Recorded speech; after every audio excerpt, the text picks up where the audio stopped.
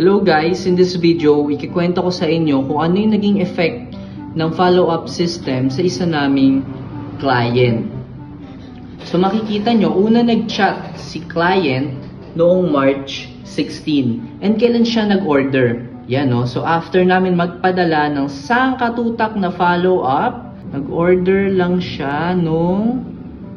Ayan. So nag-order si ma'am nung May 5, 2024. So, gano'ng katagal yung naging gap ni ma'am bago siya makapag-decide na mag-order. So, ito yung sinasabi ko na baka nami-miss out ng ibang mga business owners dyan dahil hindi sila nagsasend ng follow-up. Even yung 24 hours follow-up lang ni Facebook, no? Hindi sila nagsasend nun. Sobrang daming opportunity yung nasasayang. Dito nga sa system namin, this is a 6-month follow-up system na kung saan mafa-follow-upan yung customer mo for the next 6 months. Baka within those 6 months, no, mag-order na sila. So, tingnan natin, baka naman dito lang sa customer na yan siya effective. So, this is yung 6-month follow-up system na in-employ namin dyan sa isa naming kliyente.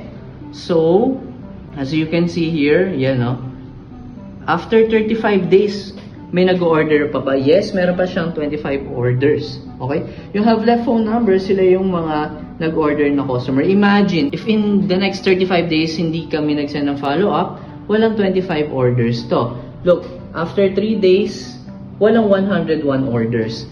Guys, ito yung nami-miss out ninyo if wala kayong follow-ups sa business ninyo. Di ba?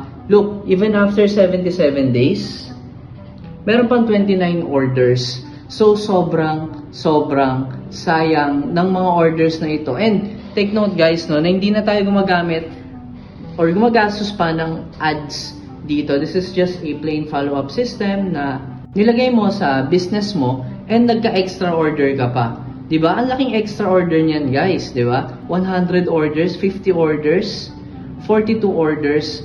So, yun lang naman. So, if interested ka na magkaroon ng ganyang follow-up system, pwedeng we do it for you or turuan ka namin kung paano gawin yung follow-up system na ito para sa business mo. Yun lang naman. Thank you.